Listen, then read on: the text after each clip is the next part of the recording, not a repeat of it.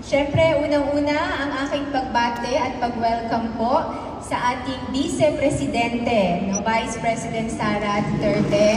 Maraming salamat sa iyong, I believe, first time, ma'am, dito sa Basilan. So, welcome to Isabela, welcome to Basilan. Of course, ang kanyang kasama, partner din po natin na nagpapaabot ng mga programa at tulong mula ho sa OVP, si Sir Mike Saavedra, at lahat po ng mga kasama nila from the OVP. Kasama po natin ngayon, VP, ang ating mga, maliban ho sa mga sectors na nabanggit kanina, andito rin ho ang mga department heads ng LGU. Andito ho sila. Kaway-kaway na lang kayo. Mukhang shy. Kunyari pa kayong shy di ba? And of course, mga councilors ho natin at ibang mga kasama ho natin from Isabela City.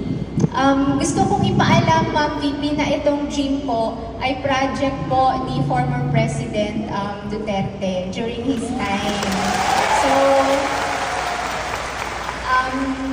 pwedeng sa inyo ko na lang ho ipaabot ang aming pasasalamat sa kanya. And of course, we'd like to thank you for the gift-giving. Your visit sa school po kanina sa Busay Elementary School. At ngayon ho ang ating pagbibigay ng mga regalo sa ating iba't ibang mga sectors. Napakalaking bagay ho. Lahat ng mga tulong na dumadating po sa amin dito sa Isabela City. And maraming salamat din sa suporta ninyo sa aming DepEd Isabela Division noong panahon nyo ho bilang DepEd Secretary. Maraming salamat. At gusto ko lang kong ibalita na yung ibang, sandali, masyadong malakas. Yung ibang mga magagandang balita mula sa Isabela City. Unang-una ho, alam ko na mula noon ang naririnig ninyo ay medyo hindi maganda from our place, but we're happy to share with you. Sa larangan ho ng tourism, lagi ho namin itong binabanggit. Dati walang masyadong pumupunta, takot, mataas na ho yung 20-30,000 a year yung visitors namin, mga 2018, 2019, but tumaas na ho ngayon, yung 2022, nag-shoot up ho siya to 370,000. And last year, 420,000 visitors. Andito yung ating mga vendors. Gusto ko rin kong i-share sa inyo kasi alam ko na marami din kayong pinag-iisipang mga programa. Meron po tayo dito na Islamic Microfinance.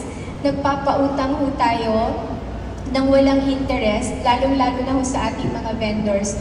We started in December 2019 with only 35 borrowers. Ngayon ho, we're up to 1,090 borrowers. Ayan. Na meron hong 99.6 repayment. Tapos yung amin din hong poverty incidence, in 2018 ho, we were at 53.1%. Noong 2021, we're down to 23.7%. And in 2023, still lower to 18.6%. Ayan.